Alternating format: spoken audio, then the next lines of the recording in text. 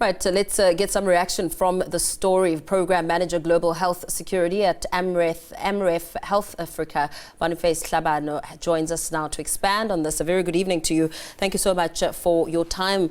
We know that there's a lot of concern around this matter. Mpox, with SADC leaders now expressing their concern, the WHO also noting it, as well as the Africa Centers for Disease Control and Prevention, classifying it as a public health emergency of continental security. How should this word of caution be interpreted? Thank you and good evening to your viewers. It is indeed the right time to call it as such, because we'll all know that anything to do with health emergencies, health emergency situation, it really comes with associative security issues, not only in terms of life, but also livelihoods. Because, as you would know, such pandemics as this current Mpox outbreak tend to really shift the way people live, and even now you can see the way people and goods move. So it affects beyond just the issue of health, but also touches livelihoods and all other aspects of our lives.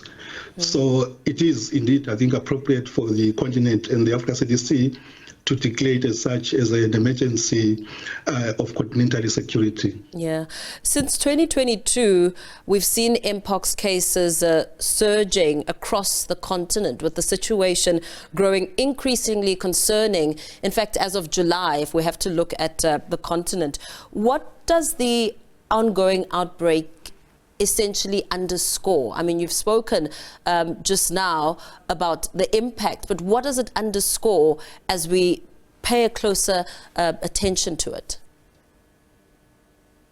Firstly, it really underscores the state of the fragility of most of our health systems in the continent, because there is also the issue of preparedness. Emergencies and outbreaks largely can be preventable. In most cases, we see with Mpox, we all know and understand now that it really has got to do with the interface largely of animals, humans, but also the environmental health. So these are kind of outbreaks which can largely be prevented if we apply the basic public health measures.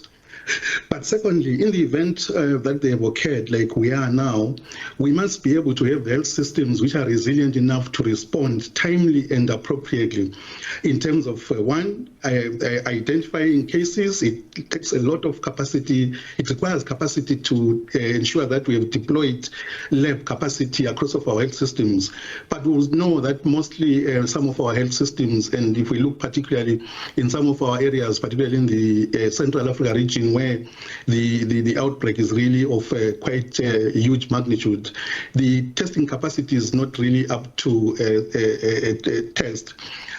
In some cases, we have to collect samples and take them to long distances, and the transfer of samples to testing facilities which are miles, hundreds of kilometers away, it's got its own limitations in terms of storage requirements, but also the quality of samples by the time they get to the labs. In most cases, they are compromised. But also, we realize that the issue of continued public awareness, the issues of the notification and alert systems, these are also other issues really that touch largely in terms of our state of our public health systems. But as you mentioned, capacity also needs critical technical support to break the chain of transmission across the continent. How will that be achieved? Because you mentioned some of the vulnerable areas like the Central African region, which is highly exposed and vulnerable, but we do need some technical capacity. Yes, absolutely. Technical capacity comes in the form of a number of elements. You will know that critical in technical capacity is the human capacity, the health workforce. We need the right skills, the properly trained workforce, properly equipped workforce, and properly supported workforce. In this case, it means that our health workers in different levels and in different aspects need to be build capacity which is able to enable them to respond accordingly, be able to transfer the knowledge, even at different levels. It should not just be limited at times to the health system in the health facilities, but it goes all the way to the communities. What kind of community capacity do we have in terms of community disease surveillance? Because if we don't actually if we're not able to detect cases in timely, it means by the time we react, the spread could be going further and further down. So it's not just the issue of health workforce, but there's also the issue of technology. We need technology to enable a capacity to manage these outbreaks. And this is where really we are calling for investment from our ministers of health, but also from our cooperating partners as well. Yeah, because capacity will indeed require an adequate amount of funding, research, and also sharing of technologies. What platforms do you think need to be used to secure this funding and sharing this technology to curb the spread of Mpox? The good thing is that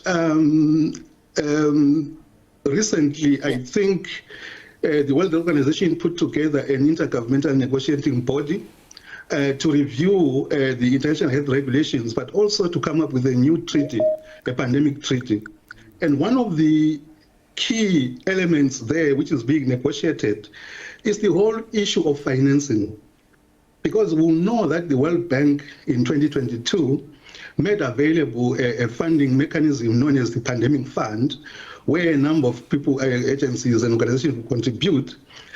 But then it's the question of the administration, the efficiency of administration of that fund, which has sort of come into play throughout the negotiations that have been happening around the new pandemic treaty. Is it really, who is really taking lead in terms of ensuring that the resources flow to the most needy countries? And in this case, we will know that the most poorest countries in the world are the ones who suffer most in terms of access to resources. We saw it in COVID. And hence, we need to ensure that there's a mechanism to ensure that adequate resources, adequate funds are made available to those countries. But that cannot really eliminate or reduce the necessity of our own countries, our own ministries to also invest reasonable in pandemic preparedness and response. Very well. Thank you so much for weighing in on the conversation. Thank you for your time this evening. We leave it there with the Program Manager of Global Health Security at AMREF Health Africa, Boniface Hlabano, giving us some of the elements which are needed to help curb Mpox, the spread of Mpox across the continent.